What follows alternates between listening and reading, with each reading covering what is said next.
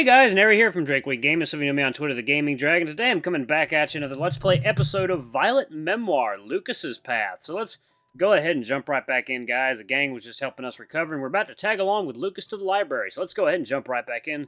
Please sit back and enjoy for the next 18 minutes while I entertain you. Let's jump right in. Alarm changer up, and let's go. Okay. Okay.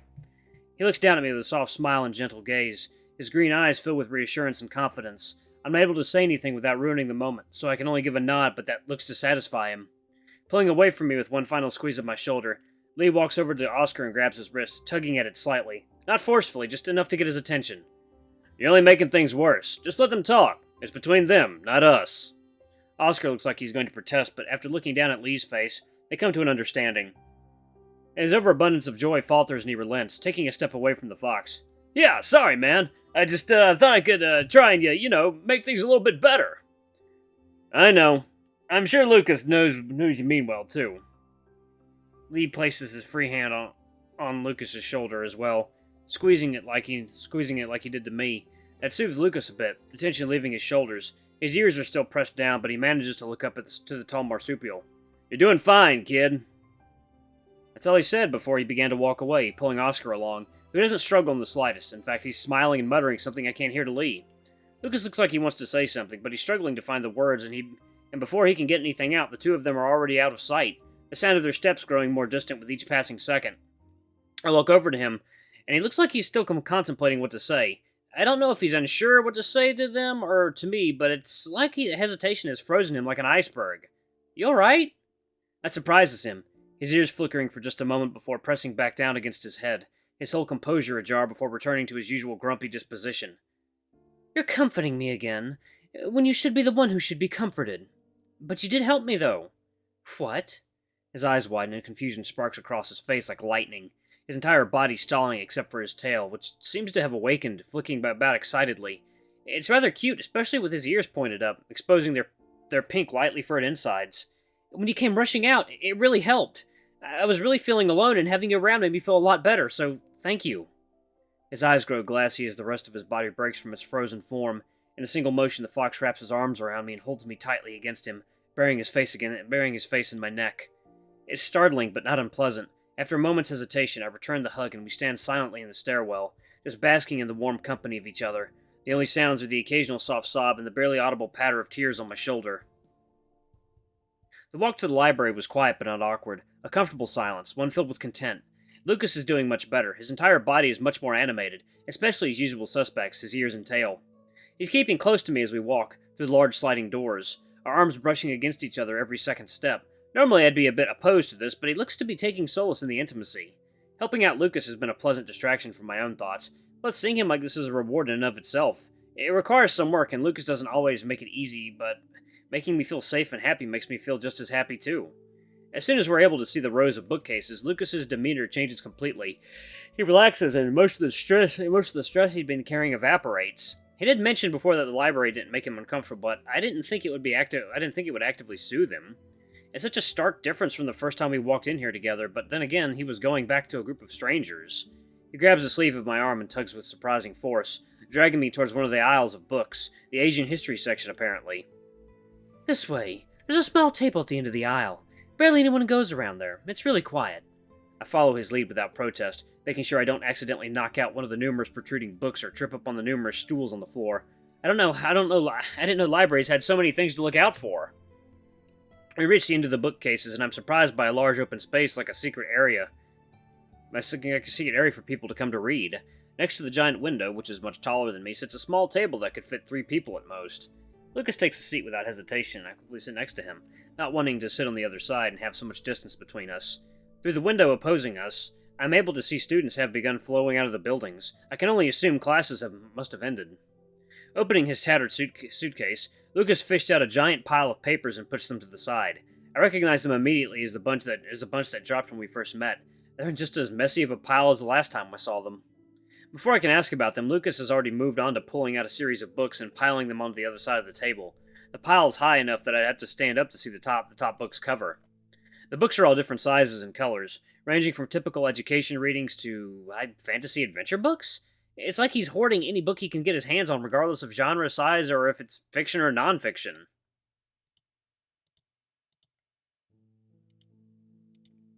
Everything's happening so fast. I'm barely able to get my question out before he can move on to something else. What's all this for? His ears perk up and his eyes widen in total shock. I wonder if he forgot I was here. It looked like he was following a routine, one that doesn't usually involve another participant. It's like he was off in his own little zone. Just schoolwork. All this? Already? I told you, I'm a junior. Things are just more intense now. It's an obvious lie, and I'm about to push him about it when I remember that it isn't my place to put pressure on him. He's had a rough day and he needs support. The mystery is solved for me pretty quickly as his ears droop and he looks towards me, his expression full of shame. He looks like a little kid who just got bullied for the first time. Sorry, that's a lie. I shouldn't lie to you. You've only ever been kind and understanding towards me. He gives me a soft, gentle smile. The golden light of the setting sun basks his features beautifully like a blanket of warm elegance. I'm left breathless as I watch our eyes meet, his eyes reflecting the evening's radiance. Guys, I have got something stuck on my face. It's like I can see it at the corner of my eye. It's like a hair or something. God, I hate that. Hey, when you see a hair at the corner of your eye. Jesus, there you go. Okay. I'm able to take my eyes away from him, and he looks towards the window bashfully. I can see his cheeks and ears getting pink through his fur. After a small moment of respite, he manages to continue despite my awestruck expression. These are for my other classes. I wasn't lying about that. I mentioned this before, but I don't go to my other classes. I don't feel comfortable in them. Shakiness enters his voice, and I'm brought out of my torpor. Reaching my arms towards his own, I cautiously place my hand on the top of his, hoping to comfort him. To my surprise, Lucas turns his hand over slightly and grasps mine.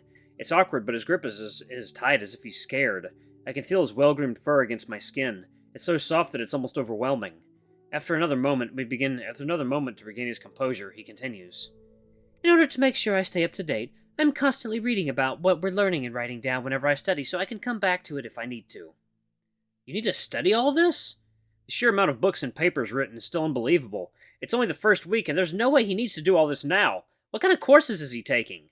Shocking me again, Lucas gives a yip. It's a happy one filled with amusement. It sounds like a laugh you'd stereotypically expect a fox to make. No, I email the professors about what I need to read, and they help out a lot. The school is surprisingly understanding, or at least the professors I've gotten are, for the most part. So what's all this for? Oh, well... He looks away shyly, even further than the window. He turns his head completely away from me. It's hard, but I can see the very sides of his cheek turning an even deeper shade of red. This must be embarrassing for him. Well, actually got a bit carried away. I just find this stuff so interesting, and I couldn't help but want to learn more. I ended up reading more and more until I had all this. So all this was because you wanted to do it? I realized after I said it that it came out a little more judgmental than I was intending, but thankfully Lucas doesn't seem to notice. He just took the question straight forward. Yeah, I've always loved to learn. I just wish it wasn't so hard. Now we're looping back to the reason we're here in the first place, hiding in the corner of a library. I didn't mean this in a bad way, but if being here makes you so uncomfortable, why are you here? Surely there are some completely online courses you could take. I give his hand a squeeze, hoping that will give him some reassurance that I'm not judging or admonishing him, that I just want to understand. He squeezes back tightly and meets my gaze, his face once again bathed in the beautiful evening sun. I wish he'd take off his glasses so I could see his eyes without the light reflecting off the lens. I'm here because I want to change.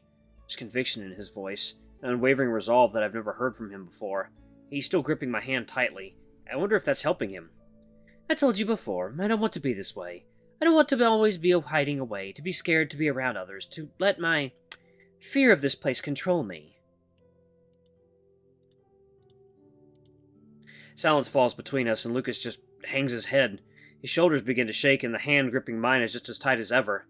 I don't want to let him struggle like this, or at least, I don't want to have him struggle alone. If I'm here, I know I can help. Or at least try to. Shuffling my chair closer to the fox, he either doesn't notice or doesn't react. What he does react to is my arm wrapping around his shoulder. I can't give him a proper hug, but I can at least try my best. He straightens himself up for a moment, his entire body frozen as if someone had just grabbed his tail and cruelly yanked it. After a moment, he relaxes and even leans towards me, allowing me to wrap my arms around him. Now that we're so close that I can feel his heartbeat, there's a fragility to him I hadn't noticed, and I'm not meaning physically, but mentally. It's almost like he's an autumn leaf, brittle but still beautiful. The scent of fox floods my nose, but it's not unpleasant. A nice floral scent is mixed in, and though I'm unsure what flower is supposed to be, it blends well with his natural aroma. We sit there and repose together, feeling as though time itself has stopped just for the two of us, a beautiful patch in time, bathed in the progressively waning sunlight. Thank you for everything. The calm tranquility is shattered by Lucas's soft mutters into my chest. Looking down, the first thing I notice is how much more relaxed he looks, like he's been released from some intense weight. For the first time, I'm not being distracted by his eyes, and I'm able to see just how handsome the rest of him looks too. His dark fur is smooth and shimmers when the light hits it, and his physique is surprisingly lithe and strong for someone who doesn't seem like they leave the house often. It feels nice to hold someone against my chest, his soft fur pressing through the fabric and tickling my chest slightly. It's warm and comforting. But every moment has to come to an end, and Lucas, eventually, pulls away from me and sits up straight, resuming his original posture. He adjusts his fur like it's instinct, second nature exclusive to just this strange fox. His eyes are glassy, but they don't look sad. They twinkle with reflections of the sun, and he looks more serene than I've ever seen him before. I have to hold back the instinct to pull him back against my chest. What other classes do you have? Huh? What other classes do you have? I can probably help you out with them. I spend a lot of time self-learning, so I can probably help with any other classes you have. Bio, Lit, and Economics. Lit 103 or 112? 103, I think. It's about classic literature. I did that. What's the reading? Love Letters of a Duchess. It's a bit confusing and hard to follow. The old-timey speech and lack of consistent timeline throws me off a lot. It sounds like when I was reading the Scarlet Letter when I was a kid. The way that was written was really confusing when I was younger. We didn't do that one, but I have read it. Let me help. Oh, I don't have the book on me. Lit isn't till tomorrow. Plus, it's fine. It's just a reading. I can do... That's fine. I can help. Trust me. Stay here. Before I can respond any further, Lucas gets up and disappears back down the Asian history aisle, heading deeper into the library out of my sight. I'm not even given enough time to wonder what's happening before Lucas is already returning with a book in his hand, a very familiar book. I didn't even know all these areas of my high school library that I spent every lunch in, but somehow Lucas knew exactly where to find this book in seconds. Oh, excuse me. Here. I didn't have it as an assignment, but a reading circle I'm a part of online recommended it. It's a really great read. You got really lucky. It's not engaging me very well. That's because you're having issues following it. Like I said, let me help. I feel like this is less of a choice and more what's going to happen. I wonder if this is a Fox thing or a Lucas thing. People always said foxes were good at getting what they want, but I always thought it was a joke or an unfair stereotype. Flipping to the start of the book, Lucas helps break down the structure to make it easier to follow, pointing out little signals for when the story has changed times. I'm taken aback by the confidence he's displaying. It's unlike anything I've seen from him before. Even though we spend 20 minutes breaking down the first few chapters of a recommended reading I was given, time flies by and I really do feel like I understand the book better by the end. The next hour is a peaceful silence as I continue reading past the chapter requirement. Lucas is now focusing on his own workload. The only sound around us is the tapping and scribbling of his pen. I finally notice that the sun is almost completely set. I close my book and look over towards my companion. He's been silent for a long time. What I see, though, is his body slumped onto the table, his breathing soft but noticeable now that I'm paying attention to it. He's fallen asleep directly on top of the book he was reading. Thankfully, he doesn't seem to drool. His head's resting on one of his arms while the other still has the pen between his fingers. The only movement coming from the fox is the occasional twitch of his tail, his large gray tip flicking around erratically, a response to something in his dream, if I had to guess. I wonder what he's dreaming about. He looks peaceful. I considered just going back to reading until he wakes up, but it'll probably be a better idea to head home before the sun completely sets.